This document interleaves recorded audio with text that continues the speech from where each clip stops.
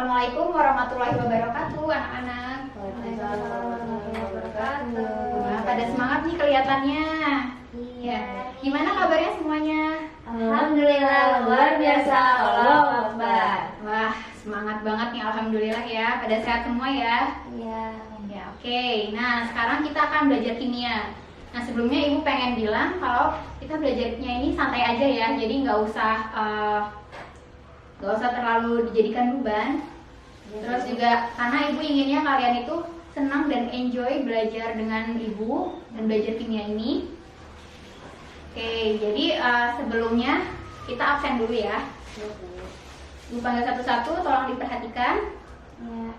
Namira Salsa Delviani Hadir. hadir. Balkis Adila Hadir.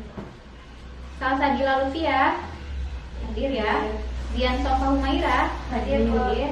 Oke, alhamdulillah hadir semuanya. Nih, semoga seterusnya juga semangat semua, sehat semua, supaya nggak ada materi yang terlewatkan. Oke? Nah, jadi materi hari ini kita akan belajar asam basa. Seperti minggu-minggu sebelumnya ya, Ibu selalu sebelum materinya mulai, Ibu akan bertanya kepada kalian. Oke? Kita ngobrol-ngobrol dulu aja ya. Iya. Nah, karena materinya asam basa, Ibu pengen tahu nih, kalian pernah nggak sih dengar istilah asam basa? Di sekitar kalian pernah, Namira? Nah, apa aja Namira contohnya? Kalau asam contohnya jeruk. Jeruk, good. Jeruk kenapa itu bisa dikategorikan sebagai asam? Karena makan rasanya asam. Ya, good. Nah, jadi nih Ibu punya ilustrasi. Nah, jadi tanpa kita sadari banyak sekali ya ternyata di sekitar kita ini asam basa gitu. Contohnya ini ada ilustrasi yang ada di depan, kalian tolong perhatikan. Ya. Jadi di sini ada jeruk seperti yang Namira bilang tadi. Juga ada yogurt. Oh ya, sebelumnya kalian udah pada sarapan kan? Udah. Ya, harus ya kalau misalkan sebelum belajar itu harus sarapan supaya lebih fokus, lebih semangat juga, lebih rileks belajarnya. Jadi nggak kepikiran nanti istirahat, aduh aku mau jajan apa ya? Somai apa batagor gitu kan. Jadi nggak, supaya fokus belajarnya, oke? Di sini ada jeruk tadi, ada yogurt itu. Nah, tadi Namira bilang kan jeruk ini terasa asam gitu. Nah, kok bisa sih jeruk dan yogurt ini terasa asam? Ya karena dia mengandung asam gitu. Terus juga contoh lainnya ada misalkan asam cuka. Nih asam cuka. Nah, di asam cuka ini biasa kalian sering makan juga kan di pempek, asinan gitu kan. Apa? Bakso. Di bakso juga, iya betul. Itu pada kepikiran makanan ya. Ya. Nah, dari tadi nih kita bahasnya asam nih. Ada nggak sih bahasa yang kalian tahu ya apa aja ya bahasa? Sabun. Sabun, good. Ada lagi? Oh iya, obat, Bu. Nah iya, kalau misalkan kalian lagi sakit perut, tuh kalau lagi sakit perut, misalkan perut kalian kembung gitu, yang kalian lakukan apa? Cari obat. Nyari obat. Terus setelah dicari, diminum, betul. Ya.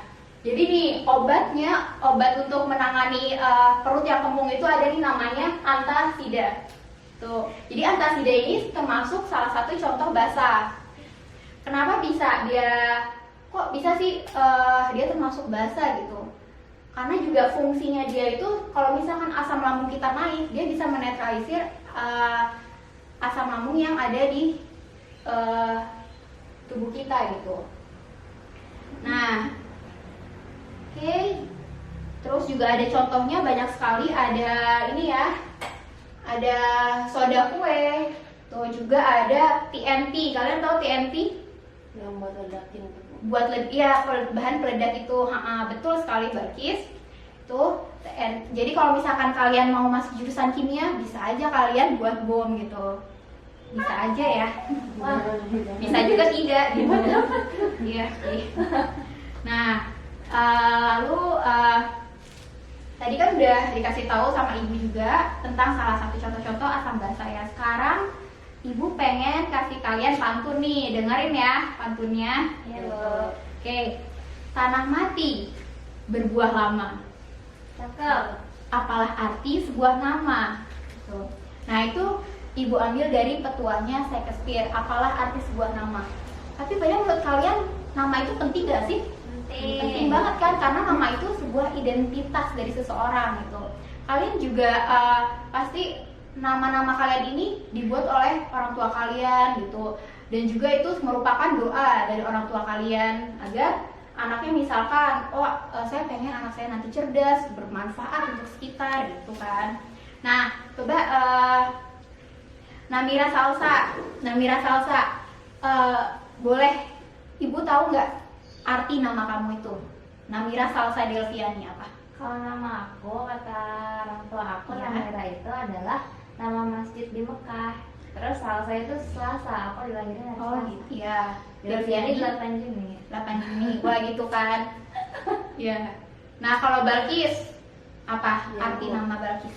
Adilah. Kalau kata orang tua saya mah Bu, artinya Ratu Balkis yang adil.